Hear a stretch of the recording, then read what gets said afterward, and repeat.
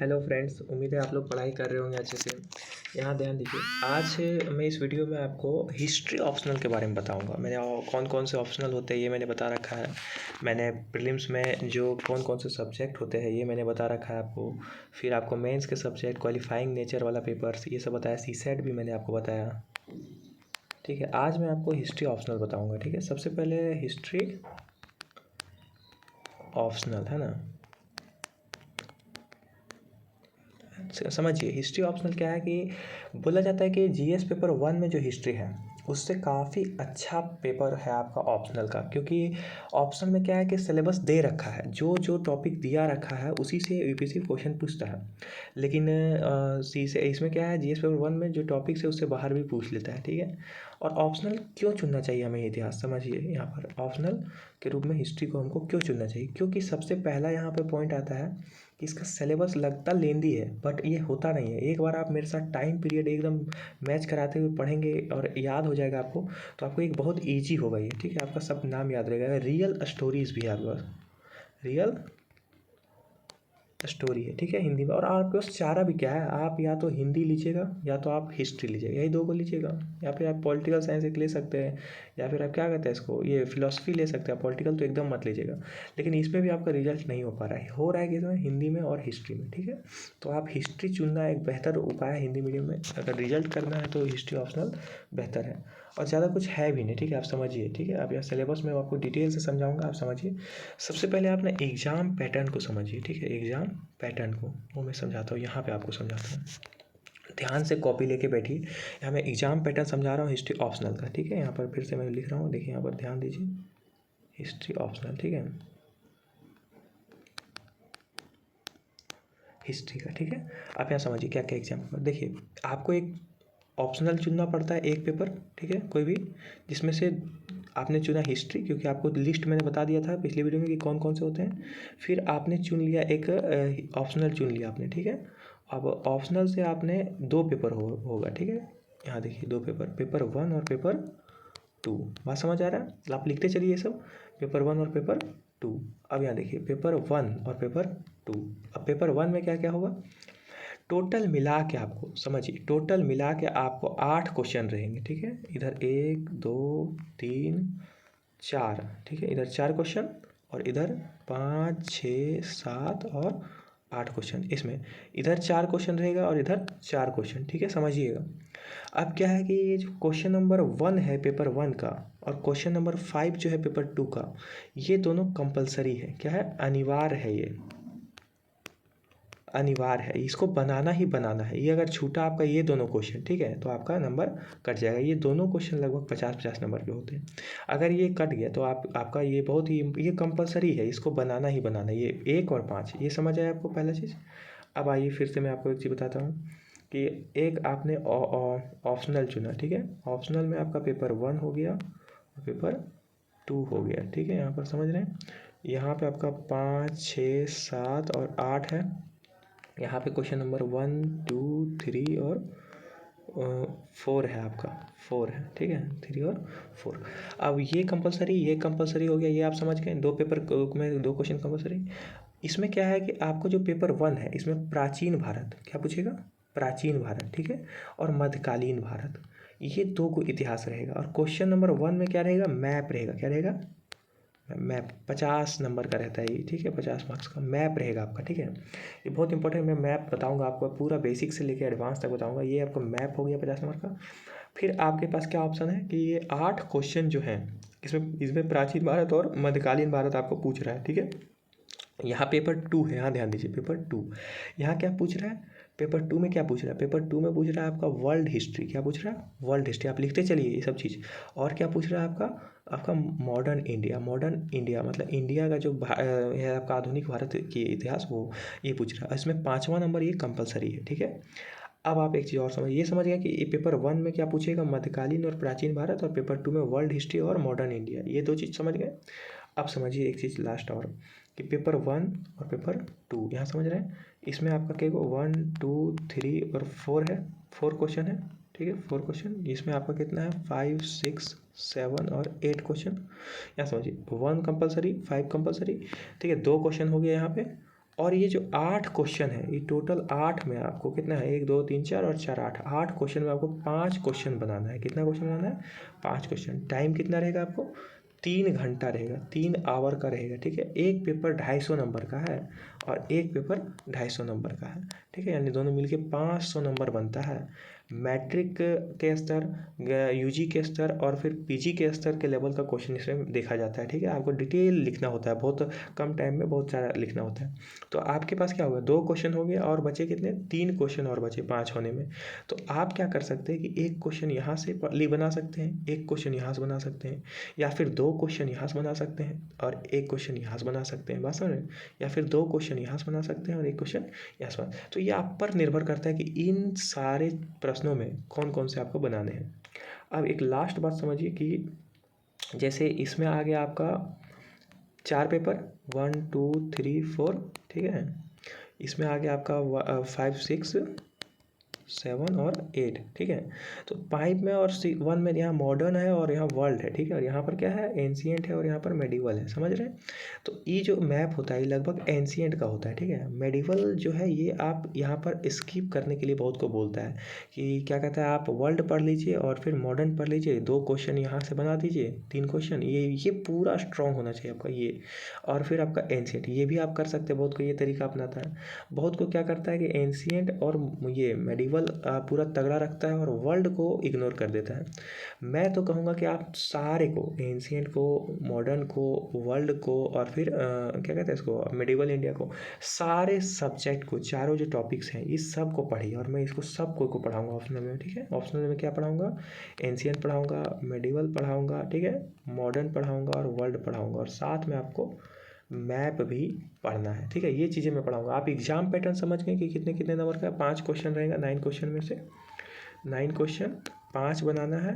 Question number 1 और 5 ये compulsory है, ये बनाना ही बनाना है, ठीक है। उसमें से फिर आप बाकी सब में और छाट के फिर 5 क्वेश्चन बनाएंगे। ये क्वेश्चन समझ गए आप। दूसरा चीज़ ये कि मैप वाला क्वेश्चन कौन है, क्वेश्चन नंबर 1, इसको मैं बताऊंगा कैसे पूरा PYQ कैसा स्ट्रेटेजी रहेगा इसमें स्ट्रेटेजी ये रहेगा पढ़ने का कि सबसे पहले PYQ, क्या PYQ समझते हैं पहले, सबसे पहले PYQ देखेंगे हम, सिर्फ कुछ भी नहीं करेंगे, सिर्फ समझेंगे कि कैसा पूछ रहा है। दूसरा नंबर पे क्या करेंगे, इसमें सिंपल जो बेसिक बुक्स हैं उससे स्टार्ट करेंगे, क्योंकि मान लीजिए आपको बेसिक्स स्ट्रॉन्ग रहेगा तभी आपको ये होगा। तीसरा क्या करेंगे, इसमें स्टैंडर्ड बुक, ये थोड़ा अलग बुक्स आता है इसमें, वो मैं आपको बुक्स को बताऊंगा कि कौन सा बुक आपको खरीदना है। अभी कुछ नहीं खरीदना, आप मेरे साथ लगे रहिए, बस चैनल को जुड़े रहिए और कमेंट करिए अगर आपको कुछ भी दिक्कत है तो, सब्सक्राइब करके रखिए इसको और आगे देखिए। अब मैं आता हूँ सिलेबस में, ठीक है। हिस्ट्री का सिलेबस क्या दिया गया है यूपीएससी द्वारा, ये मैं आपको समझाऊंगा। आराम से कॉपी और पेन लेके बैठिए।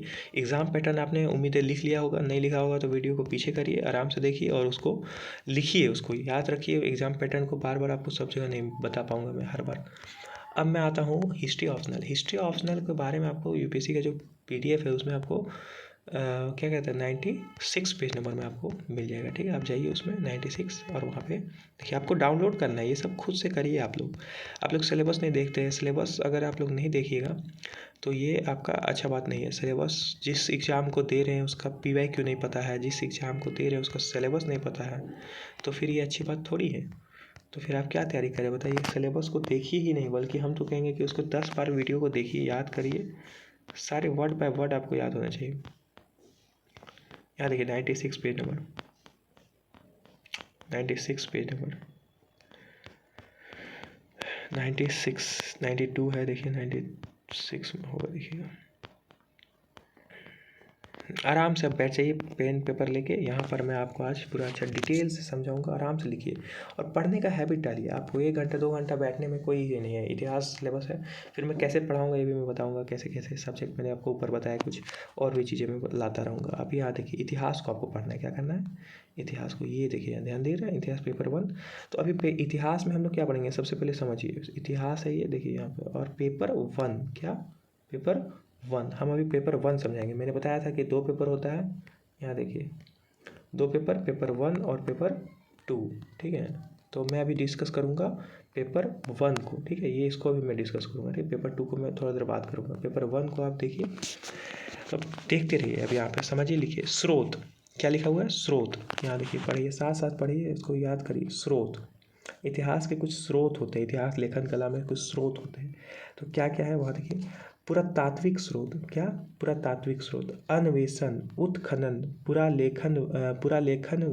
विद्या, पुरालेखन विद्या, मुद्रा शास्त्र, स्मारक, साहित्य स्रोत।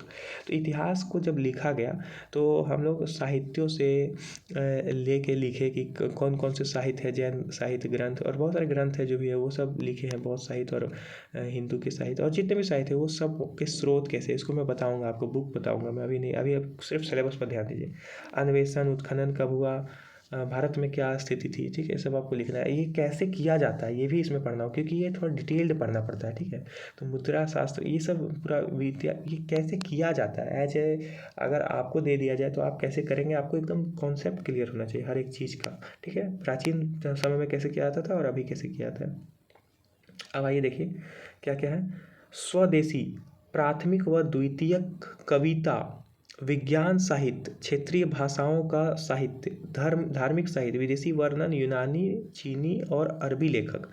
यहाँ समझिए, विदेशी वर्णन आपको पता होगा, विदेशी वर्णन क्या है कि जो लोग हमारे देश आए, विदेश से यहाँ पे जो आए तीर्थयाटन करने या घूमने या फिर यात्री जो थे, जैसे यूनान के यात्री, चीनी यात्री और अरब के लेखक, ठीक है। इन लोगों ने भारत आके भारत के बारे में कुछ कुछ सीखा, भारत के उससे कुछ कुछ सीखा, भारत में देखा। जैसे कि एक इब्न बतूता है, वो भारत आया और फिर नारियल देखा और नारियल का बहुत ही व्यापक व्याख्या किया है, मैं आगे पढ़ाऊंगा कि नारियल में मुंह कान आँख बने हुए हैं और ये धार्मिक कार्यों में इस्तेमाल किया जाता है। सती प्रथा जैसे चित्र हमें विदेशी विवरणों से मिलता है कि कैसे हमारे देश में सती प्रथा थी। और भी जो ये है, ये हो गया आपका, क्या हो गया आपका विदेशी वर्णन, यूनानी, चीन और अरब। और भी लोग आए थे लेकिन हमें क्या क्या पढ़ना है, यूनानी, चीन और अरब, ये सब आप नोट करिए। ये तीनों ही हम लोग को पढ़ना है, ये इसी से हम लोग का क्वेश्चन बनता है। उसके बाद देखिए स्वदेशी, प्राथमिक और द्वितीयक, ठीक है। कविता, जो हमारे यहाँ देश में कविताएं जो लिखी गई वो, उससे हमें बहुत सारे साक्ष्य मिलते हैं इतिहास के। विज्ञान साहित्य, कैसे कैसे विज्ञान का डेवलप हुआ और उससे रिलेटेड कौन कौन से बुक्स हैं, ये सब पढ़ेंगे, ऑब्जेक्टिव दृष्टिकोण से भी और सब्जेक्टिव दृष्टिकोण से भी। क्षेत्रीय भाषाओं का साहित्य, एक लोकल लेवल पे कुछ कुछ साहित्य बनाया गया वो उसके पढ़ेंगे। और धार्मिक साहित्य, धार्मिक साहित्य क्या होता है आपको पता होगा, जिस धर्म में उसका बहुत महत्ता होता है, ठीक है, वो सब हम पढ़ेंगे। बौद्ध साहित्य, जैन साहित्य, है ना, और भी चीज़ें। एक नंबर समझ आ गया।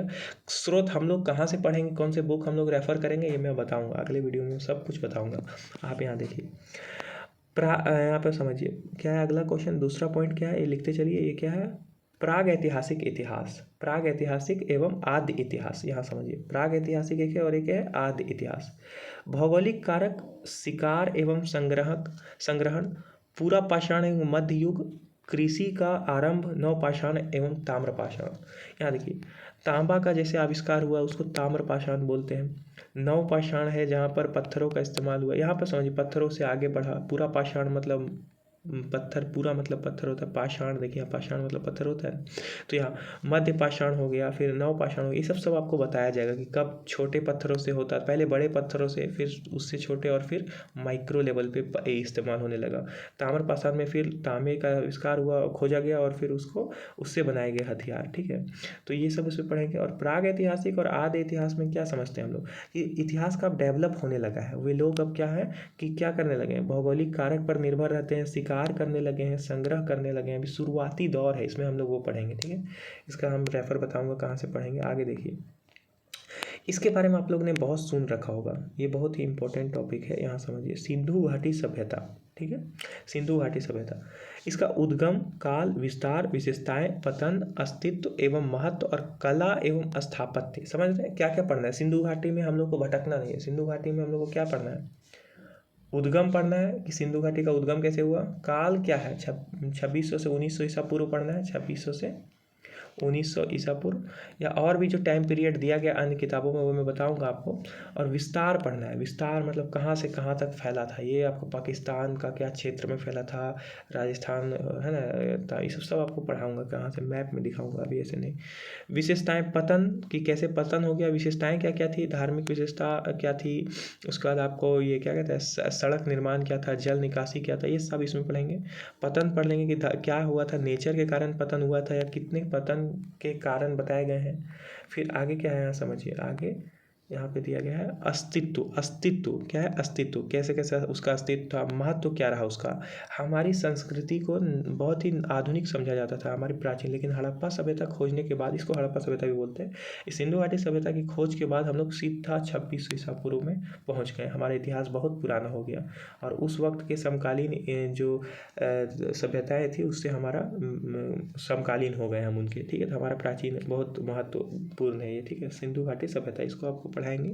उसमें कला को पढ़ेंगे और स्थापत्य कि किन किन कलाओं की संबंधित हमें जानकारी मिली है, क्या क्या है, और ये सब पढ़ेंगे। कुछ चीज़ें अन्य भी पढ़ लेंगे, थोड़ा लिपि उपी, ताकि अंडरस्टैंडिंग बने। इसका अभी तक हम लोग का लिपि पढ़ने में असक्षम है। आगे देखिए चौथा पॉइंट, यहाँ ध्यान दीजिए। चौथा पॉइंट क्या लिखा हुआ है? महापाषाण युगीन संस्कृतियाँ, ठीक है।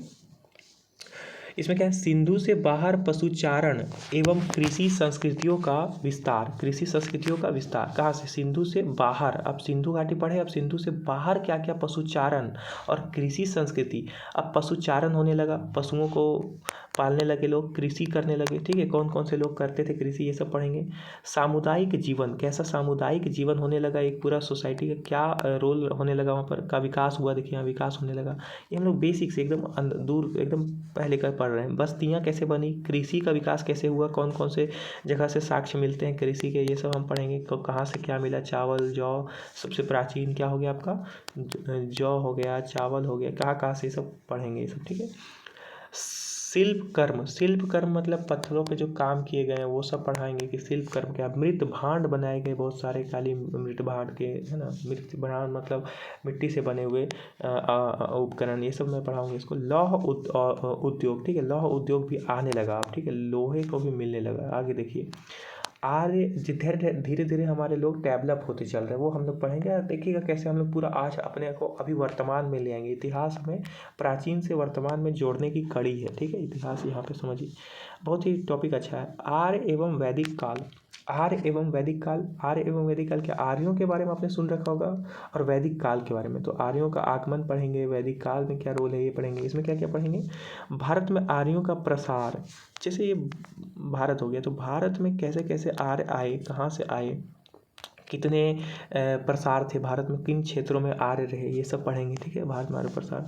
फिर यहाँ क्या है? वैदिक काल। यहाँ देखिए वैदिक काल, धार्मिक आर्यों के बारे में यही कि आर्य कैसे आए और आर्य का प्रसार। यहाँ देखिए भारत में आर्यों का प्रसार। और वैदिक काल में धार्मिक एवं दार्शनिक साहित्य, कैसे साहित्य का विकास हुआ। ऋग वैदिक काल में उत्तर वैदिक काल तक, ऋग वैदिक काल में उत्तर वैदिक काल तक रूपांतरण, राजनीतिक, सामाजिक एवं आर्थिक जीवन। यहाँ पर क्या क्या पढ़ रहे हैं हम लोग? इतिहास को बांट के पढ़ रहे हैं। राजनीतिक, इतिहास पढ़ने का ही दृष्टिकोण है। राजनीतिक पढ़ेंगे, आर्थिक पढ़ेंगे और सामाजिक पढ़ेंगे, ठीक है। सामाजिक और क्या पढ़ेंगे? एक दो को कल्चरल पढ़ेंगे, ठीक है।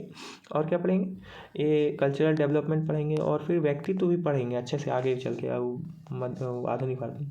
तो क्या क्या हो गया इसमें? धार्मिक एवं दार्शनिक साहित्य, ऋग वैदिक काल में उत्तर वैदिक काल तक हुए रूपांतरण, ऋग वैद से उत्तर वैद तक कैसे कैसे क्या क्या हुआ, वो सारा पूरा पढ़ेंगे बड़े डिटेल से। राजनीतिक पढ़ेंगे कि राजनीतिक दशा क्या था, सामाजिक और आर्थिक दशा क्या था, वैदिक युग का महत्व क्या है। महत्व पढ़ना है कि वैदिक युग से क्या महत्व है। आज हमारा बहुत महत्व होता है। आज भी उन सब चीज़ों को आज भी हम लोग आजमाते हैं। धार्मिक जो चीज़ें हुई वो इतने अर्थ, ऋग्वेद का आविष्कार हुआ, इतने चीज़ें जो बनी वो सब हमारा आज का फायदा है, उससे हम लोग सीखते हैं। आज भी उन लोगों को हम लोग रखे हुए हैं। राजतंत्र एवं वर्ण व्यवस्था का क्रम विकास। राजतंत्र और वर्ण व्यवस्था, समझ रहे हैं? वर्ण व्यवस्था कैसे होता है आपको पता होगा। वर्ण व्यवस्था बताएंगे आपको कि कैसे लेयर बाय लेयर बनाया गया। राजतंत्र का उद्भव यहीं से होने लगा, ठीक है। लोकतंत्र राजतंत्र में आपको अंतर होगा पता है। राजतंत्र अब यहाँ आने लगा, राजा का साम्राज्य। यहाँ आपको समझ गया और मैं डिटेल में आपको समझाऊंगा, टेंशन मत लीजिए। अभी मैं ये समझा रहा हूँ कि यूपीएससी ने क्या हमें प्रोवाइड किया, ठीक है। महाजनपद काल, महाजनपद काल अगला पढ़ेंगे 6 नंबर। महाजनपद काल, महाजनपद काल में क्या? महाजनपदों का निर्माण, महाजनपदों का निर्माण कि इनका निर्माण कैसे हुआ। महाजनपद आप लोग पढ़े होंगे, जनपद, महाजनपद कैसे हुआ। गणतंत्रीय एवं राजतंत्रीय नगर केंद्रों का उद्भव, ठीक है। गणतंत्रीय नगर और राजतंत्रीय नगर कैसे उद्भव हुए, है ना। आपको इसी में आने लगेंगे। अब बुद्ध जैन ये सब आने लगेंगे। कैसे गणराज्य से, कौन से गणराज्य से थे बुद्ध जैन, यहीं पर आने लगेगा। देखिएगा, व्यापार मार्ग, आर्थिक विकास, टंकन में क्या पढ़ेंगे, सिक्का ढलाई, ठीक है। जैन धर्म और बौद्ध धर्म का प्रसार, यहीं पे आया ना, जैन धर्म बौद्ध धर्म, मैं बताया था। जैन धर्म बौद्ध धर्म का प्रसार आने लगा, क्योंकि जनपद वहीं से उद्भव हुआ था कि जैन कैसे निकले थे, सिद्धार्थ और महावीर आपको निकले थे, है ना। और फिर ये लोग धर्म का एक बहुत ही अच्छा विचार उस वक्त उत्पन्न हुआ, जैन धर्म। कपड़े को त्यागे, और ये क्या है, इन्होंने मोक्ष का मार्ग बताया, ठीक है। ये सब आपको हम पढ़ाएंगे पूरा डिटेल से। उस वक्त बुद्ध का क्या प्रचार था, बहुत ही अच्छा व्यक्तित्व था बुद्ध का, ठीक है। और ये इनका महावीर जैन का, देखिए यहाँ पर प्रसार पढ़ना है। मगधों एवं नदी का उद्भव, यहाँ क्या लिखा हुआ है एक बार फिर से देखिए, क्लीन कर देता हूँ।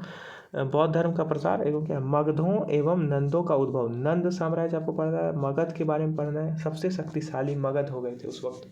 आगे पढ़िए, ये पढ़ना है। उसका ईरानी एवं मकदूनियाई आक्रमण, ईरान से अब आक्रमण हुआ था, और मकदूनियाई आक्रमण, है ना। इधर से आपका ईरान, आप मैप में आज भी देखते हैं, उस वक्त का ईरान आज के ईरान से थोड़ा अलग होता है, आप समझिए। और मकदूनियाई में उस वक्त के मैप्स को भी मैं आपको लाऊंगा, मैं आपको बेसिक से, मैं बताया ना, मैंने NCERT में पढ़ाऊंगा, सब कुछ पढ़ाऊंगा। NCERT हो गया, फिर आपको मैं बुक्स बताऊंगा, अभी नहीं बताऊंगा बुक्स, कौन कौन से बुक्स खरीदने हैं, क्या करने हैं, मैं सब बताऊंगा। आप लोग सिर्फ वीडियो देखिए, और जो मैं लिखवा रहा हूँ उसको लिखिए, उसको याद करिए।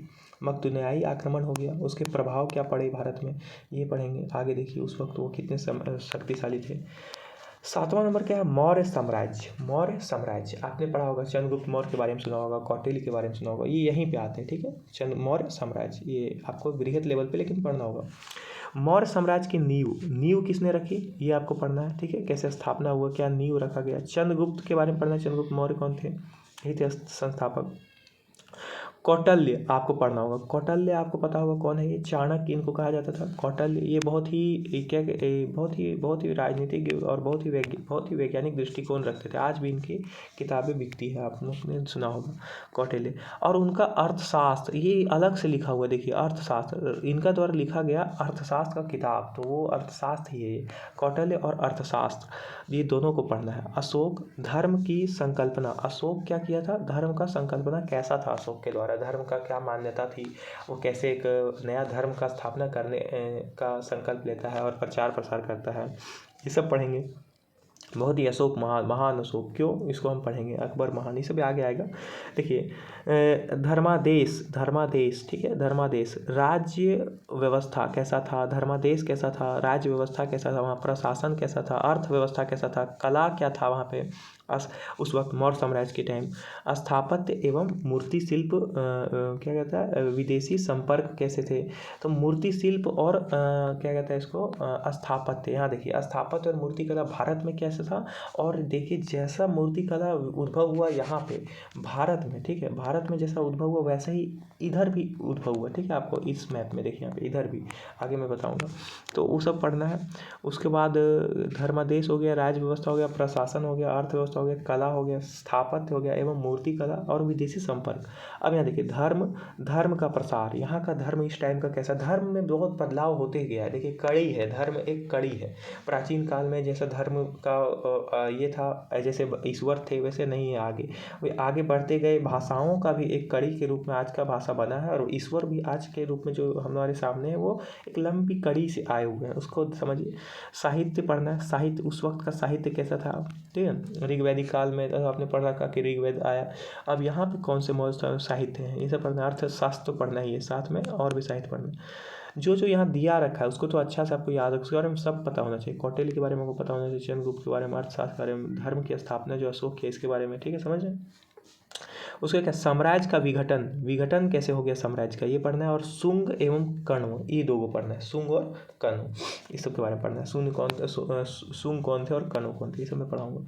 यहाँ देखिए अगला 8 नंबर क्या है, उत्तर मौर्य काल, भारत, यूनानी, शक, कुषाण, पश्चिमी क्षत्रप।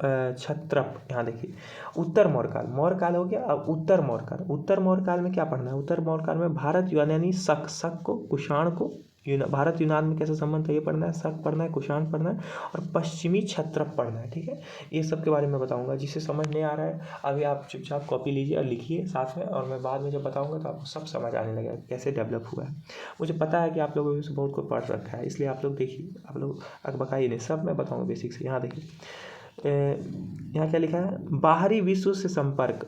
जैसे कि भारत यूनान जो था, ये देखिए बाहरी विश्व से कैसे हम लोग का संपर्क था, ये पढ़ना है। नगर केंद्रों का विकास, नगर केंद्रों का विकास कैसे हुआ, कि कौन कौन से नगर में केंद्र बने गए मुख्य रूप से जो बहुत प्रसिद्ध थे उस वक्त, वो सब पढ़ना है। कैसे विकास हुआ उसका, उसका अर्थव्यवस्था पढ़ना है, उस वक्त का अर्थव्यवस्था कैसा था। शुरू में देखिए हम लोग क्या हुआ, शिकार किए, कृषि किए, पशुपालन किए। ठीक है, पहले सॉरी क्या हुआ आपका, सबसे पहले आपको ये शिकार किए, पशुपालन किए, कृषि किए। अब व्यवसाय में क्या आ रहा है, अर्थव्यवस्था कैसा चल रहा है। ठीक है, टंकन आपने ऊपर में पढ़ा, यहाँ भी पढ़ना है, टंकन पढ़ना है। धर्म का, आगे देखिए, धर्म का विकास, धर्म का विकास कैसे कैसे हो रहा है। आप धर्म देखिए बढ़ते चलेगा, धर्म का एक अलग ये है। मंदिरों का निर्माण अब धीरे धीरे धीरे धीरे धीरे आने लगेगा। शुरुआत में क्या होगा कि पर्वतों में को गुफा में रूप में बना के मंदिर बनाया जाएगा उस वक्त, लेकिन फिर क्या होगा कि धीरे धीरे मूर्ति पूजा और ये सब प्रथाएं आने लगी। तो सब हम लोग को धीरे धीरे विकास देखना है। महायान, यहाँ देखिए बुद्ध धर्म जो है वो 2 बढ़ गया था, आपको पता होगा। महायान ये सब आपको पढ़ना है। सामाजिक दशाएं पढ़ना होगा आपको, सामाजिक दशाएं उस वक्त के समाज की क्या दशा थी। कला पढ़ना है, स्थापत्य पढ़ना है, संस्कृति, साहित्य एवं विज्ञान। समझ रहे हैं क्या क्या पढ़ना है, कला पढ़ना है, स्थापत्य पढ़ना है, संस्कृति और साहित्य एवं विज्ञान, ये पढ़ना है आपको। ये सब कब का, ये पढ़ना है उत्तर मौर्य काल का। मौर्य काल हो गया, उत्तर मौर्य काल हो गया। ठीक है, उत्तर मौर्य काल। आगे चलिए, है ना, कितना पेज पर, 8 पढ़ लिया हमने। क्या क्या पढ़ा एक बार फिर देख लेते हैं। देखिए यहाँ पर प्राग एवं आदि इतिहास पढ़ा। उससे भी पहले हमने क्या पढ़ा, उससे पहले स्रोत पढ़ा कि क्या कौन से पुरातात्विक स्रोत, अन्वेषण, ये सब हमने पढ़ा। फिर पढ़ा हमने प्राग ऐतिहासिक, आदि ऐतिहासिक, फिर सिंधु घाटी सभ्यता पढ़ा, मध्य युगीन संस्कृतियाँ पढ़ी, आर्य एवं वैदिक काल पढ़े, महाजनपद पढ़े, मौर्य साम्राज्य पढ़े और उसका उत्तर मौर्य साम्राज्य पढ़े। इसमें क्या पढ़ना है, उस वक्त भारत का कैसा संबंध बाकी सबसे था, शक, कुषाण और पश्चिमी क्षत्रप, ये सब हमने पढ़ा। अब आगे देखिए 9 नंबर, इसको लिखिए, 9 नंबर लिखिए, लिख रहे हैं। प्रारंभिक राज्य एवं समाज, प्रारंभिक राज्य एवं समाज, पूर्वी भारत। यहाँ देखिए प्रारंभिक राज्य कैसा था और समाज क्या था वो पढ़ना है उस वक्त का। पूर्व भारत पढ़ना है। पूर्वी भारत आप समझते हैं कि कैसा होता है। यहाँ देखिए पूर्व इधर आपको 4 दिशा होता है, आपको पता होगा। देखिए यहाँ पर हालांकि 8 दिशा बोलते हैं, पर ये देखिए एक मिनट, इसको उत्तर बोलते हैं, इसको दक्षिण बोलते हैं। ठीक है, इसको पश्चिम बोलते हैं, इसको पूरब बोलते हैं। सब आपको क्लियर होना चाहिए। ठीक है, उत्तर, पश्चिम, पूरब और दक्षिण, ये समझ गए आप। अब क्या है कि इसमें और ऐसे दिखा जाते हैं, तो उत्तर पूरब हो जाता है, दक्षिण पूरब हो जाता है, आपको दक्षिण पश्चिम हो जाता है, और फिर ये आपको उत्तर पश्चिम हो जाता है। तो ये 8 दिशा होता है, आप ये सब समझिए। इसी तरह इसमें क्या बोल रहा है, पूर्वी भारत। यहाँ पर पूर्वी भारत किधर हो गया, इधर वाला हिस्सा। ठीक है, इसमें आपको पढ़ेंगे कहाँ गया, देखिए प्रारंभिक राज्य। यहाँ देखिए फिर से समझिए, प्रारंभिक राज्य एवं समाज पढ़नी है, पूर्वी भारत पढ़ना है, उसका दक्कन एवं दक्षिण भारत पढ़ना है, दक्कन एवं दक्षिण भारत, ये हिस्सा। ठीक है, दक्कन एवं दक्षिण भारत क्या क्या पढ़ना है इसमें, सो समझिए। ये दक्षिण भारत का इतिहास है मुख्य रूप से। इसमें बहुत ही देखिए, हमें एक सिविल सेवक के रूप में भी हमें पूरा देश को, ये पूरा देश है हमारा। ठीक है, इसमें हमें ये सब जो हिस्से है, ये सब भी अंडमान निकोबार हो गया, लक्षद्वीप, ये सब सारे देश, और यहाँ तक कि इसके बगल वाले जो पाकिस्तान है, अफगानिस्तान है, और कुछ इधर वाले जो बांग्लादेश, इन सब के बारे में भी हम लोग को पता होना चाहिए। ठीक है, क्योंकि इतिहास में ये ऐसे मैप नहीं थे जो आज देखे जा रहे हैं। ठीक है, हम लोग देखेंगे धीरे धीरे। यहाँ देखिए खारबेल, क्योंकि पूरा देश के बारे में पता होना चाहिए, और एकदम ईमानदारी से आप इधर भी पढ़िएगा। ये नहीं कि आपका क्या बोलते हैं उत्तर, ये वाला दिशा वाला आपको अच्छा रहा और ये दक्षिण भारत का जो पढ़ा रहे तो आपको अच्छा नहीं रहा, ये ऐसा नहीं, सब कुछ पढ़ना। खारबेल, ठीक है, क्या क्या है यहाँ देखिए, खारबेल पढ़ना है आपको, खारबेल में पढ़ाऊंगा। सातवाहन पढ़ना है, संगमकालीन पढ़ना है, संगमकालीन तमिल राज्य कौन कौन से थे वो पढ़ना है। प्रशासन आप लिखते चलेंगे। देखिए अर्थव्यवस्था, भूमि अनुदान, टंकन, और फिर व्यापारिक श्रेणियाँ कैसी हो गई थी उस वक्त, दक्षिण में क्या चल रही थी, और फिर नगर केंद्र, वहाँ का नगर केंद्र क्या था, और बौद्ध केंद्र कैसा था वहाँ पे। ठीक है, संगम साहित्य, यहाँ देखिए ये साहित्य इंपॉर्टेंट है। संगम साहित्य एवं संस्कृति, कला और स्थापत्य, उधर कला और स्थापत्य का बहुत व्यापक रूप है, और हमें उत्तर भारत और दक्षिण भारत में थोड़ा अलग दिखता है ये संस्कृति और साहित्य का, इसलिए हमें वहाँ का भी संस्कृति को समझना है। ये आप समझे 9 नंबर। 10 नंबर समझिए गुप्त वंश। यहाँ देखिए क्या लिखा हुआ है, गुप्त वंश, वाकाटक एवं वर्धन वंश, यहाँ समझिए गुप्त वंश पढ़ना है, क्या क्या पढ़ेंगे, गुप्त वंश पढ़ेंगे, समझ जाए, वाकाटक पढ़ेंगे और वर्धन वंश पढ़ेंगे। क्या बोला, राज्य व्यवस्था एवं प्रशासन, आर्थिक दशाएं, गुप्तकालीन टंकन, भूमि अनुदान, नगर केंद्रों का पतन, भारतीय सामंतशाही, जाति प्रथा, स्त्री की स्थिति, शिक्षा एवं शैक्षणिक संस्थाएं, नालंदा, यहाँ देखिए नालंदा, विक्रमशिला एवं वल्लभी साहित्य विज्ञान एवं साहित्य कला एवं स्थापत्य। यहाँ देखिए नालंदा, 1 मिनट फिर से मैं बता दूँ, नालंदा, विक्रमशिला, वल्लभी, ये सब क्या था, ये धार्मिक केंद्र थे, बात समझ रहे। तो ये सब आपको पढ़ना है। साहित्य उस वक्त कौन कौन से प्रतीक थे ये पढ़ना है। विज्ञान साहित्य हो गया, कला स्थापत्य का क्या दृष्टिकोण था, उस वक्त मंदिरों का कैसा निर्माण चल रहा था, कौन कौन शासक मंदिरों के निर्माण में रुचि रख रहे थे, कैसा कैसा निर्माण था, ये पढ़ना है। उसका राज्य गुप्त एवं प्रशासन, यहाँ देखिए प्रशासन पढ़ना है, वहाँ का आर्थिक दशा पढ़ना है, गुप्तकालीन टंकन पढ़ना है, भूमि कैसा था, अनुदान क्या था, नगर केंद्रों का पतन कैसे हो गया, ठीक है, वहाँ नगर केंद्र बने थे ऊपर में, और अब क्या हो रहा है कि नगर केंद्रों का पतन भी हुआ है। भारतीय सामंतशाही, जाति प्रथा, यहाँ पर आपको एक बहुत ही इंपॉर्टेंट और ये चीज़ पढ़ना है, जाति प्रथा कैसे यहाँ पर से उद्भव होने लगा, स्त्रियों की स्थिति कैसे थी, शुरुआत में स्त्रियों की अच्छी स्थिति थी, लेकिन बाद में क्या हो गया, फिर एकदम नीचे होने लगा, स्थिति एकदम नीचे पुअर हो गया, तो वो सब यहाँ पढ़ना है कैसे हो गया। गुप्तकाल, गुप्तकालीन क्षेत्रीय राज्य, यहाँ देखिए अगला 11 नंबर, यहाँ समझिए, इसको पॉइंट आउट करते चलिए, टॉपिक से ऐसे ही मैं लाइन बाय लाइन पढ़ाऊंगा। गुप्तकालीन क्षेत्रीय राज्य, यहाँ पर क्या बोल रहा है, यहाँ पर देखिए कंद वंश, पल्लव वंश, बादामी, चालुक्य वंश, ये सब आपको सुने होंगे, कंद वंश, पल्लव, बादामी, चालुक्य, ठीक है। राज्य व्यवस्था, प्रशासन, इनका राज्य व्यवस्था कैसा था ये पढ़ना है, प्रशासन पढ़ना है। व्यापारिक श्रेणियां क्या थी वहाँ पर, साहित्य कैसे थे, वैष्णव एवं शैल धर्मों का विकास, याद रखिए वैष्णव धर्म जैसा आज हमको विष्णु और ये देखने को मिलता है शिव, ऐसा नहीं था, उस वक्त थोड़ा अलग था, ठीक है, उस वक्त नए नए ईश्वरों का उद्भव होने लगा, तो वैष्णव धर्म आया, शैल धर्म आया, ठीक है, शैल धर्म, ठीक है, शैल धर्म, यहाँ देखिएगा वैष्णव शैल। तमिल भक्ति आंदोलन आपने पढ़ा होगा, कौन कौन से थे हमें पूरा अच्छे से पढ़ाऊंगा, ये बहुत ही रोचक कहानी है भक्ति आंदोलन, भक्ति का एक नया ही ये मोड़ आता है भक्ति आंदोलन, जिसमें तमिल भक्ति आंदोलन पढ़ना है। शंकराचार्य, ये सब जो नाम दे रखा है वो सब के बारे में हमारे नोट्स में हमेशा लिखा होना चाहिए कि शंकराचार्य, वेदांत, मंदिर संस्थाएं, मंदिर स्थापत्य, पाल वंश, सेन वंश, राष्ट्रकूट वंश है ना, राष्ट्रकूट वंश, परमार वंश, राज व्यवस्था एवं प्रशासन, संस्कृति पक्ष, सिंध के अरब विजेता, ठीक है, सिंध के अरब विजेता, अल बरूनी, ये देखिए भारत में आया था अल बरूनी, इसको पढ़ना है, गुप्तकालीन है ये, याद रखना है इसको। उसके बाद क्या, एक मिनट देखिए यहाँ पर, कल्याण का चालुक्य वंश, ठीक है, कल्याण का चालुक्य वंश, चोल वंश, होयसल वंश, पांड्य वंश, राज्य व्यवस्था के प्रशासन है ना, स्थानीय शासन, कला एवं स्थापत्य का विकास, धार्मिक संप्रदाय, मंदिर एवं मठ स्थापनाएं, अग्रहार वंश और शिक्षा और साहित्य में अर्थव्यवस्था समाज। यहाँ देखिए फिर से मैं एक चीज़ बता दूँ, इसमें कंद वंश, पल्लव वंश, बादामी, चालुक्य वंश, इस सब का क्या पढ़ना है, राज व्यवस्था, प्रशासन, व्यापारिक श्रेणियाँ कैसा था, साहित्य क्या था, वैष्णव शैव धर्म का विकास कैसे हुआ, ठीक है, वैष्णव धर्म का, भक्ति आंदोलन पढ़ना है, समझ गए। फिर शंकराचार्य, वेदांत, मंदिर संस्थाएं, ये सब आपको पढ़ना है। पाल वंश पढ़ना है, सेन वंश, राष्ट्रकूट वंश, परमार वंश, ये सब का पढ़ना है। फिर प्रशासन, संस्कृति, वही सब फिर अल बरूनी, कल्याण, चालुक्य वंश, चोल वंश, होयसल वंश, पांड्य वंश, ये सबको आपको पॉइंट में आपको इसके बारे में लिखना होगा, ठीक है। इसका भी प्रशासन और ये सब पढ़ना है। कला स्थापत्य क्या था, मंदिर में मठ का कैसे बनने लगा, मठ बनने लगे, ठीक है। फिर क्या एक अंतिम पढ़ना है आपको, अग्रहार वंश, इसका भी शिक्षा एवं साहित्य से क्या है, अर्थव्यवस्था और समाज पढ़ना है। ये हो गया, बहुत ही इंपॉर्टेंट है, पॉइंट में आपको लिखाएंगे इसे मैप की वजह से। ये जितने भी वंश हैं नए नए उद्भव होते आए, ठीक है। आगे देखिए 12 नंबर आपको यहाँ पर हाईलाइट कर देता हूँ। 12 नंबर आपको ये पढ़ना है। देखिए 12 नंबर क्या लिखा हुआ पढ़िए, प्रारंभिक भारतीय सांस्कृतिक इतिहास के प्रतिपाद्य। प्रारंभिक भारतीय संस्कृति के प्रतिपाद्य के यहाँ पर समझिए, प्रारंभिक भारतीय संस्कृति के इतिहास के प्रतिपाद्य कौन कौन थे, देखिए यहाँ पर भाषाएं, मूल ग्रंथ, कला स्थापत्य के क्रम विकास का चरण और मुख्य दार्शनिक चिंतक एवं शाखाएं, विज्ञान एवं गणित के क्षेत्र। ये आपको मुख्य रूप से साहित्य है, आपको चिकित्सा संबंधी साहित्य है, आपको विज्ञान संबंधी साहित्य है, गणित संबंधी साहित्य है, ठीक है, ये सब देखिए। चिकित्सा से है, दार्शनिक है, फिलोसफी का कैसे उद्भव होने लगा भारत में, ये पढ़ना है। भाषाएं, कौन कौन से भाषाएं, लैंग्वेजेस है, मूल ग्रंथ कौन कौन से हो गए, और कला स्थापत्य, ठीक है। ये क्रम विकास एकदम चरण बाय चरण कैसे आ रहा है, ये सब इसमें अलग से ही पढ़ना है। पूरा हर टॉपिक में ये रहेगा, लेकिन ये अलग से भी आपको ये दे रखा है, आप समझिए कैसे। यहाँ देखिए, अब यहाँ तक था आपका क्या, प्राचीन भारत का इतिहास। मैंने बताया था पेपर 1 में क्या क्या है आपका, एंशिएंट एंड मेडिवल, ठीक है, समझ गए, एंशिएंट एंड मेडिवल। तो एंशिएंट का सिलेबस यहीं तक माना जाता है, यूपीएससी ने दे रखा है।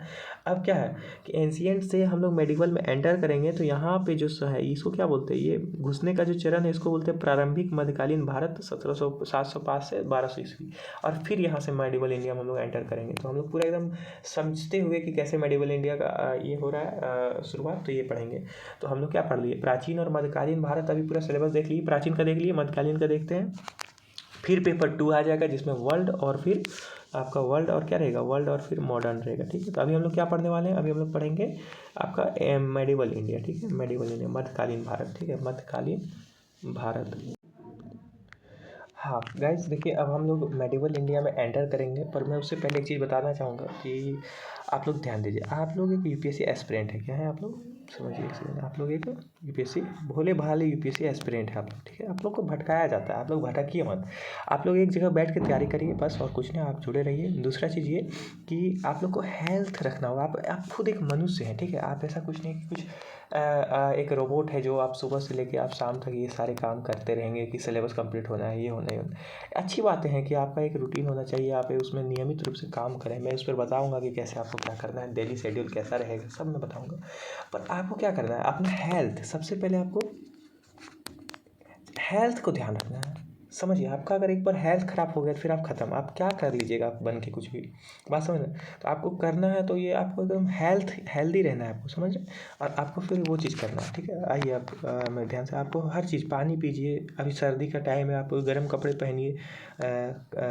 हाँ, फालतू के इधर उधर मत करिए, पढ़ाई से जुड़े हुए हर एक काम करिए, साथ में अपने हॉबीज़ को पूरा कीजिए, आप लोग ये समझ रहे हैं। तो हम लोग कहाँ तक पढ़े, यहाँ देखिए, ये सब पढ़ लिए। अब मेडिवल इंडिया में एंटर कर रहे हैं, यहाँ समझिए, गुप्त वंश, वाटर वंश, ये सब तो पढ़ लिए ना, गुप्त, हाँ ये सब हो गया। अब हम लोग पढ़ने वाले हैं है ना, समझिए सिलेबस। प्राचीन, यहाँ देखिए एक मिनट, प्रारंभिक मध्यकालीन भारत 750 से 1250 ईस्वी, ठीक है, यहाँ समझिए डेट लाइन। अब यहाँ क्या क्या बोल रहा है, राज्य व्यवस्था, वहाँ का राज्य व्यवस्था क्या था, प्रारंभिक मध्यकालीन राज्य व्यवस्था, उत्तरी भारत एवं प्रायद्वीप में प्रमुख राजनीतिक घटनाक्रम, है ना, कौन सा, यहाँ देखिए, भारत का उत्तरी भारत और प्रायद्वीप में, ठीक है, प्रायद्वीप में क्या सब राजनीतिक घटना था, ये सब आपको पढ़ना है, ठीक है। उसके बाद यहाँ पर राजपूतों का उद्गम एवं उदय, राजपूतों का उद्गम एवं उदय, राजपूत पढ़ना है कि कैसे आए, क्या हुआ। चोल वंश, यहाँ पर चलते चलिए, चोल वंश क्या क्या पढ़ना है, प्रशासन, ग्रामीण व्यवस्था, अर्थव्यवस्था और समाज। हमें हर एक टॉपिक में कैसे तैयार करना है, हम लोग को यहाँ समझिए, एक टॉपिक है, ये है टॉपिक में क्या करना है, एक पॉलिटी कैसा था वहाँ पर, इकोनॉमिक कंडीशन क्या था, और सोसाइटी क्या था, ठीक है, कैसा था। साथ में एक्स्ट्रा में एड ऑन करेंगे कि वहाँ पर साहित्य कैसा कैसा था, ठीक है, साहित्य कैसा था, और फिर क्या कल्चर कैसा था, ठीक है, ये चीज़, और व्यक्तित्व तो आगे पढ़ेंगे, व्यक्तित्व भी, ठीक है। और फिर मैप में उन चीज़ों को देखेंगे कि उस वक्त वो कहाँ पे ये थे हमारे मैप में, ठीक है। आइए देखिए, ये हमने पढ़ लिया। फिर क्या पढ़ेंगे, भारतीय सामंत शाही, ठीक है। चोल वंश में हम लोग क्या क्या पढ़े, यहाँ देखिए, चोल वंश में प्रशासन, ग्रामीण अर्थव्यवस्था और फिर समाज पढ़ा। फिर भारतीय सामंत शाही, भारत में सामंत शाही का कैसे उद्भव है ये पढ़ना है। फिर आगे क्या है, कृषि अर्थव्यवस्था एवं नगरीय बस्तियाँ, नगरीय बस्तियों का क्या हाल था, और कृषि अर्थव्यवस्था पर कैसा जोर दे के पढ़ना है। इसमें कहाँ पे पढ़ना है, हम लोग क्या पढ़ रहे हैं, देखिए यहाँ पर हम लोग प्रारंभिक मध्यकालीन 750 से 1250, उस वक्त क्या था। व्यापार एवं वाणिज्य का क्या दशा था, किन देशों के साथ व्यापार से हमारा ये था कोऑर्डिनेशन था, और क्या क्या व्यापार में हम लोग करते थे, वो उसमें क्या कंडीशन था। फिर क्या पढ़ना है, समाज कैसा, ब्राह्मण की स्थिति क्या था, यहाँ देखिए नाम दिया हुआ है, देखिए ब्राह्मण का स्थिति क्या था, और नई समाज है ना, नई सामाजिक व्यवस्था, नई सामाजिक व्यवस्था, ये नई सामाजिक व्यवस्था कैसा हम लोग का वहाँ पर हो गया। और स्त्रियों की स्थिति मैंने बताया शुरू में, अच्छा, फिर खराब, फिर खराब, फिर खराब, और फिर देखिए अभी आज अच्छा जाने का प्रयास कर रहे हैं हम लोग।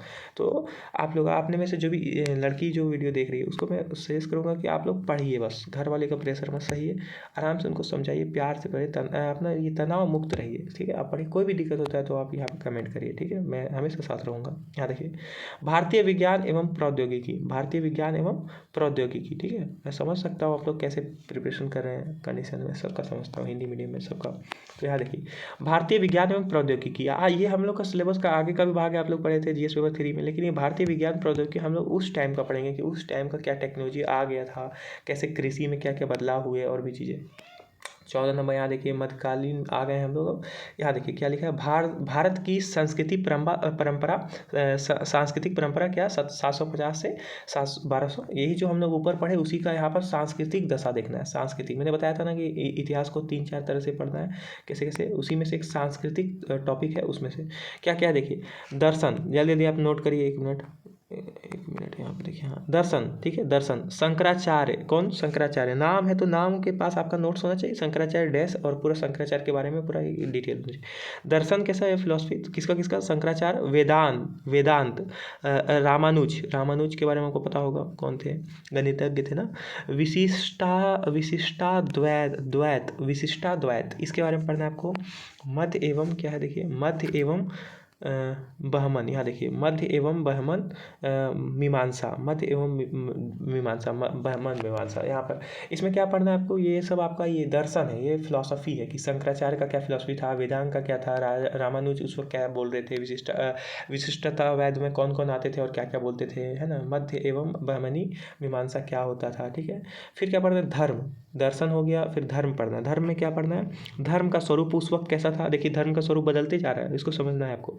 एवं विशेषताएं क्या थी, तमिल भक्ति कैसा था, यहाँ देखिए तमिल भक्ति, संप्रदाय क्या था, भक्ति का विकास कैसे हो गया। भक्ति का विकास देखिए बहुत ही मार्मिक घटना है, बहुत ही अच्छा चीज़ है जो भक्ति का घटना है, इतने कर्मकांड है उनको खत्म करके भक्ति जैसे चीज़ों को लाया गया हमारे देश में, एक बहुत ही अच्छा चीज़। इस्लाम एवं भारत में इसका आगमन, यहाँ से आप मेडिवल में घुस रहे हैं, देखिए इस्लाम एवं भारत में इसका आगमन, सूफी मत, उस वक्त सूफियों का क्या कंडीशन था, उसका क्या मत था, ठीक है।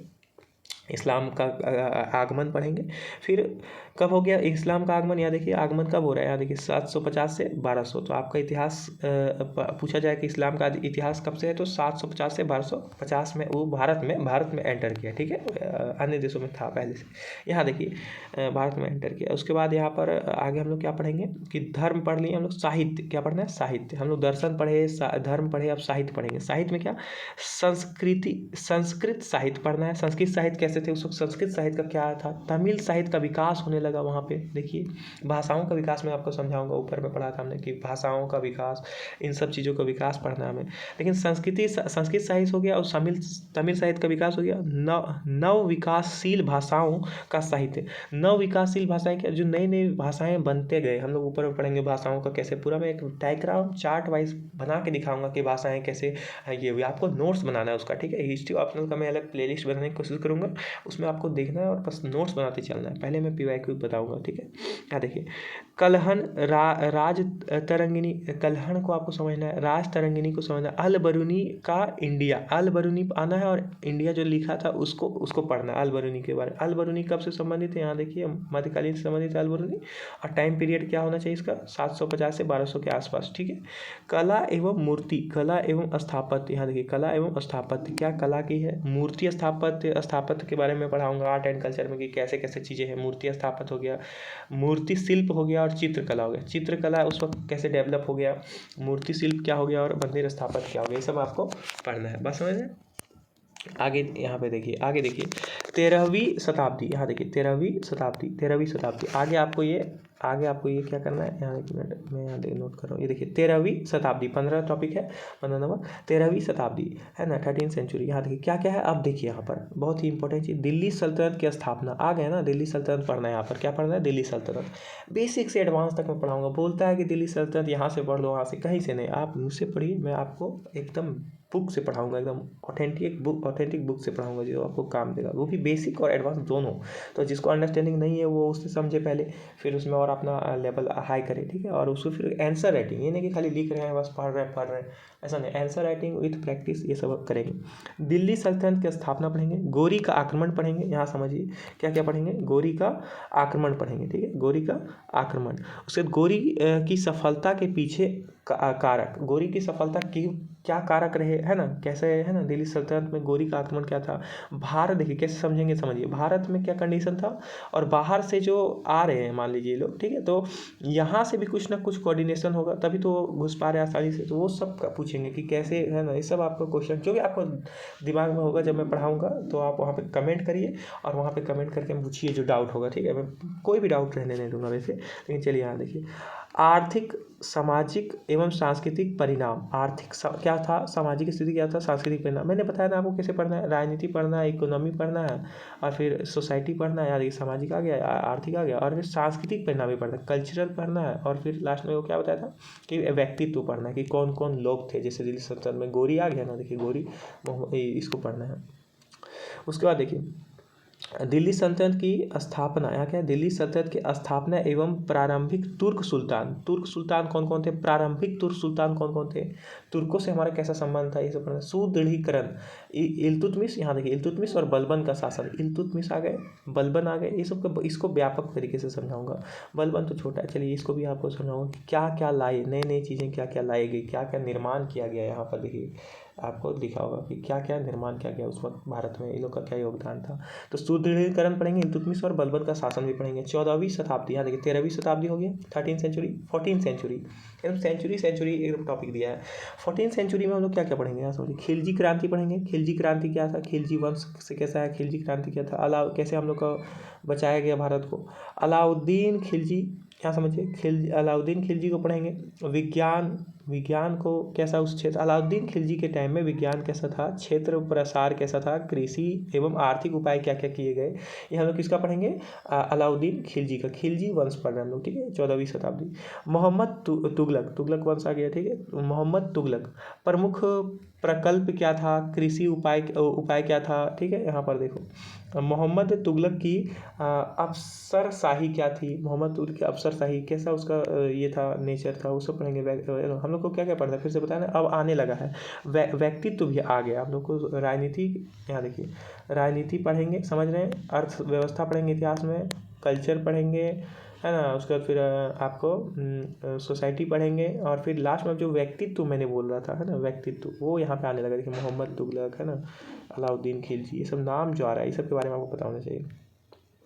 फिरोज शाह तुगलक, देखिए मोहम्मद तुगलक में क्या, प्रमुख प्रकल्प कृषि उपाय, और मोहम्मद तुगलक की अफसरशाही। फिरोज शाह तुगलक में क्या, कृषि उपाय, सिविल इंजीनियरिंग का कैसा उस वक्त ये लाया, एक नया चीज़ लाया था, ये बताऊंगा मैं, दिल्ली में कैसा कंडीशन हो रहा है, जितने भी दिल्ली में आज आप इमारत देखते हैं उसका क्या योगदान था, वो सब पढ़ूंगा। वो बाग देखते हैं, 4 बाग, वो सब मैं पढ़ाऊँगा। लोक निर्माण में उपलब्धियाँ क्या थी, और दिल्ली का कंडीशन क्या था, ये भी पढ़ना है आपको। है ना, सल्तनत का कैसे पतन हो गया, विदेशी संपर्क कैसे था उस वक्त, और इब्न बतूता का वर्णन। इब्न बतूता मैंने बताया था ना, इब्न बतूता एक विदेशी यात्री है, उसका क्या वर्णन था ये आपको समझना है। सल्तनत का पतन कैसे हो गया ये समझना है अब आपको, और विदेशी संपर्क इनका कैसा था ये आपको समझना है। यहाँ पर देखिए 17 नंबर टॉपिक क्या है, यहाँ देखिए क्या लिखा हुआ है, पढ़िए। 13वीं और 14वीं शताब्दी का समाज, संस्कृति एवं अर्थव्यवस्था। 13वीं और 14वीं शताब्दी का समाज। अब देखिए मैंने 13th सेंचुरी 14th सेंचुरी हमने पढ़ रखा, अब इसका क्या पढ़ना है, हिस्ट्री में हम लोगों को कैसे समाज, संस्कृति और अर्थव्यवस्था। मैंने बताया यही टॉपिक से हर चीज़ में हमको ऐसे ही काट के पढ़ना है। तो अब यहाँ पे क्या क्या इसमें पढ़ना है, देखिए समाज, संस्कृति और अर्थव्यवस्था में ध्यान दीजिए एक चीज़। समाज में क्या पढ़ना है, ग्रामीण समाज का रचना कैसा था, शासी वर्ग का कैसा था, नगर निवासी का कैसा था, स्त्री का क्या हालत था, धार्मिक वर्ग का क्या रोल था, सुल्तान के अंतर्गत जाति एवं दास प्रथा, भक्ति आंदोलन वहाँ पे, और सूफी आंदोलन। ये भक्ति और सूफी आंदोलन आप लोग सुन रखे होंगे, तो भक्ति आंदोलन, सूफी आंदोलन पढ़ेंगे। समाज का, गरीब समाज, देखिए इतिहास सिर्फ अमीरों का नहीं है, ठीक है। उस वक्त नगरीय निवास कैसा था, साथ में ग्रामीण समाज कैसा था, दोनों पढ़ना है, ठीक है। तुलना भी करेंगे हम लोग। स्त्री का क्या कंडीशन था वो समझेंगे, धार्मिक वर्ग का क्या कंडीशन था ये पढ़ेंगे, सुल्तान के है ना जाति उस वक्त क्या था, अंतर्गत जाति व्यवस्था क्या था, ये सब पढ़ेंगे, ठीक है। संस्कृति, यहाँ देखिए संस्कृति, यहाँ क्या क्या पढ़ेंगे, समाज हो गया, संस्कृति पढ़ेंगे। संस्कृति में क्या क्या पढ़ेंगे, फारसी साहित्य, उत्तर भारत की क्षेत्रीय भाषाओं का साहित्य। फारसी साहित्य क्या क्या हुए थे उस वक्त, डेवलप हुए थे, है ना, कौन कौन से अनुवाद किए गए इंग्लिश से हिंदी, ये सब भी हम लोग पढ़ेंगे सब। उत्तर भारत का क्षेत्रीय भाषाओं का साहित्य, ये हम लोग पढ़ेंगे, उत्तर भारत का क्षेत्रीय भाषाओं का साहित्य। आपको पता होगा, देखिए यहाँ पर आपको मैंने फिर बताया, उत्तर भारत, यहाँ देखिए उत्तर, इधर हो गया उत्तर भारत, इसका संस्कृति, ठीक है। दक्षिण भारत, यहाँ पे देखिए, एक मिनट, ये हो गया दक्षिण भारत, ठीक है, समझ गए। दक्षिण भारत की भाषाओं का साहित्य, यहाँ देखिए क्या है, दक्षिण भारत की भाषाओं का साहित्य। दक्षिण भारत की भाषाओं का साहित्य क्या था, सल्तनत स्थापत्य एवं नए स्थापत्य रूप, चित्रकला, सम्मिश्र संस्कृति का विकास। सम्मिश्र संस्कृति का कैसे विकास हुआ, चित्रकला का क्या था कहानी, ये सब वहाँ पे पढ़ेंगे, है ना। ये क्या हो गया, हम लोग कला ये पढ़ रहे थे ना, हम लोग क्या संस्कृति पढ़ रहे थे वही। उसके बाद पढ़ेंगे अर्थव्यवस्था, इकोनॉमिक कंडीशन क्या था वहाँ पे, कृषि उत्पादन क्या था, नगरीय अर्थव्यवस्था क्या था, कृषितर उत्पादन का उद्भव कैसे हो गया, समझ गए। कृषि उत्पादन तो पढ़े ही, नगरीय ये पढ़े, और कृषि उत्तर मतलब कृषि के बाद के जो चीज़ें हैं वो सब भी उसका उद्भव होने लगा। वाणिज्य और व्यापार और वाणिज्य भी हम लोग इसमें पढ़ लेंगे। अब 15 नंबर का टॉपिक को आप यहाँ हाईलाइट करिए। 15 नंबर का टॉपिक क्या लिखा हुआ है यहाँ पढ़िए, 15वीं एवं प्रारंभिक 16वीं शताब्दी राजनीतिक घटनाक्रम एवं अर्थव्यवस्था, ठीक है। मुझे उम्मीद है आप लोग लिख रहे होंगे ये चीज़ें। प्रारंभिक एवं, है ना, क्या है, 15वीं एवं प्रारंभिक 16वीं शताब्दी राजनीतिक घटनाक्रम एवं अर्थव्यवस्था। तो हम लोग 13वीं 14वीं शताब्दी क्लियर करिए। अब हम लोग क्या करेंगे, 15वीं एवं प्रारंभिक 16वीं, 15वीं पूरा पढ़ेंगे और 16वीं का भी प्रारंभिक जो है वो पढ़ेंगे। क्या क्या पढ़ेंगे, राजनीतिक घटनाक्रम और एक अर्थव्यवस्था। यहाँ देखिए राजनीतिक घटनाक्रम और अर्थव्यवस्था। यहाँ देखिए प्रांतीय राज्यवंशों का उदय, ठीक है, बंगाल, कश्मीर, जौनुल आबदीन, गुजरात, मालवा, बहमनी, ठीक है, बहमनी साम्राज्य। तो ये सब हम लोग पढ़ेंगे, बहमनी के बारे में पढ़ेंगे, मालवा, गुजरात के बारे में। जैल एक नाम दिया है कश्मीर से रिलेटेड कि जैनुल अबदीन, तो इसके बारे में पूरा डिटेल पढ़ेंगे। बंगाल पढ़ेंगे, कश्मीर पढ़ेंगे, तो बताया। राजवंश क्या है, प्रांतीय राजवंश का उदय कैसे कैसे हुआ। आगे देखिए विजयनगर साम्राज्य, ये एक बहुत बेहतरीन चीज़ है, इसको आपको पढ़ने से क्वेश्चन बनता है। विजयनगर साम्राज्य पढ़ना है। लोधी वंश क्या है, यहाँ देखिए ध्यान दीजिए, लोधी वंश, इसको पढ़ना है। मुगल साम्राज्य पढ़ना है आपको, पहला चरण बाबर एवं हुमायूं, ये पढ़ना है आपको, ठीक है। मुगल साम्राज्य पढ़ना है, देखिए यहाँ पर मुगल साम्राज्य पहला चरण पढ़ना है, और बाबर और हुमायूं पढ़ना है। ये तो आपको पता होगा बाबर और हुमायूं का दिल्ली में कितना रोल था। सूर साम्राज्य पढ़ना है, शेर शाह का प्रशासन, शेर शाह सूरी, सूर साम्राज्य ये पढ़ना है आपको, शेर शाह का प्रशासन कैसा था। फिर है पुर्तगाली, यहाँ देखिए पुर्तगाली औपनिवेशिक प्रतिष्ठान, है ना, पुर्तगाली औपनिवेशिक प्रतिष्ठान, ये आपको पढ़ना है। पुर्तगालियों का औपनिवेशिक प्रतिष्ठान क्या था, पढ़ाऊंगा मैं आपको। यहाँ देखिए अब लिखते चलिए, सिर्फ सिलेबस को समझिए जो समझना था। यहाँ देखिए क्या लिखा हुआ है, 15वीं एवं प्रारंभिक 16वीं शताब्दी। अब मैंने 15वीं एवं प्रारंभिक 16वीं शताब्दी का क्या पढ़ा हमने, राजनीतिक कंडीशन पढ़ा, उसका राजनीतिक पढ़ा ना, और अर्थव्यवस्था 2 पॉइंट पढ़ लिया। अब यहाँ 15वीं एवं 16वीं शताब्दी का जो शुरुआत का दौर है, इसमें हम लोग क्या पढ़ेंगे, समाज और संस्कृति। 4 भाग हो गया ना, समाज, सोसाइटी और ये संस्कृति, कैसे खुद डिफाइन किया। देखिए यहाँ पर क्षेत्रीय सांस्कृतिक विशिष्टताएं, क्षेत्रीय सांस्कृतिक विशिष्टताएं, उसका क्या विशिष्टता था उस वक्त का, क्षेत्रीय संस्कृति क्या थे उस वक्त। साहित्यिक परंपराएं, ये क्या है, समझ रहे हैं, वहाँ का साहित्य का क्या परंपरा था। प्रांतीय स्थापत्य ये समझ गए। विजयनगर साम्राज्य का समाज, संस्कृति और फिर साहित्य और कला, समझ गए, ये सब पढ़ना है आपको। कोई कोचिंग लेने का ज़रूरत नहीं है अभी, ठीक है, मैं बता रहा हूँ ना, सब सिर्फ ऐसे ही बच्चों को सिर्फ भ्रमित करते हैं बस, और कुछ नहीं। आप बस सिलेबस को समझ गए, जो बीए इसमें कर चुके होंगे वो तो पूरा डिटेल जानते होंगे कि क्या सिलेबस है क्या नहीं। जो नहीं जानते वो लोग को भी कुछ ना कुछ तो पता ही होगा, ऐसा नहीं है कुछ नहीं। इसमें टॉपिक वाइज अगर आप नोट्स खुद से मेहनत करके लिख लेंगे तो आपका बन जाएगा, ठीक है, आप आंसर लिखने का क्षमता बनाएंगे। कुछ करेंट अफेयर्स में आता नहीं है उतना, कुछ जो नया नया स्थल खोजे जाते हैं वो बस वही रहते हैं, और कुछ कभी चर्चा या विवाद का विषय बनता है वो आ जाता है करेंट अफेयर्स में, बात समझ रहे हैं। तो वो ऐसा कुछ खास नहीं होता है, वो मैं सब बता दूंगा अलग से कि कौन से टॉपिक पे विवाद हुए हैं पूरे 1 साल, ठीक है, तो ये मैं पूरा गाइड करूँगा। यहाँ देखिए विजय एवं क्या है, अकबर के बारे में हम लोग पढ़ रहे हैं, ठीक है, हम लोग यहाँ पर अकबर, यहाँ ध्यान दीजिए, अब हम लोग क्या हो गया, अकबर आ गए, ठीक है। अकबर, ये बहुत अकबर महान आपने सुना होगा। विजयनगर एवं देखिए विजय एवं साम्राज्य का सुदृढ़ीकरण, कैसे साम्राज्य का सुदृढ़ीकरण किया, अशोक कैसे महान बना। देखिए विजय क्या किया, वो कैसे विजय किया, साम्राज्य का सुदृढ़ीकरण कैसे किया, पीछे से चला आ रहा साम्राज्य था उसको सुदृढ़ किया पहले। जागीर एवं मनसब व्यवस्था की स्थापना, कब से आएगा जागीर, और अगर पूछा जाए जागीर और मनसब व्यवस्था का स्थापना कहाँ से, तो अकबर, अकबर से संबंधित, ठीक है। जागीर और अर्थव्यवस्था, देखिए जागीर और अर्थव्यवस्था, ठीक है। जागीर और मनसब व्यवस्था, ठीक है, ये अलग समझ। राजपूत नीति, ये ना राजपूत नीति क्या था ये समझिए, अकबर का राजपूत नीति। धार्मिक एवं, यहाँ देखिए धार्मिक एवं कहा गया, देखिए एक मिनट बस, हाँ देखिए धार्मिक एवं सामाजिक दृष्टिकोण का विकास, कैसा दृष्टिकोण था अकबर का, सामाजिक और धार्मिक दृष्टिकोण। सह, यहाँ क्या लिखा हुआ है, सुलह एक कुल के सिद्धांत, सुलह एक कुल एक ग्रंथ का नाम था, सुलह एक कुल, देखिए यहाँ पर उसका सिद्धांत क्या था, उसका अकबर ने बनाया था।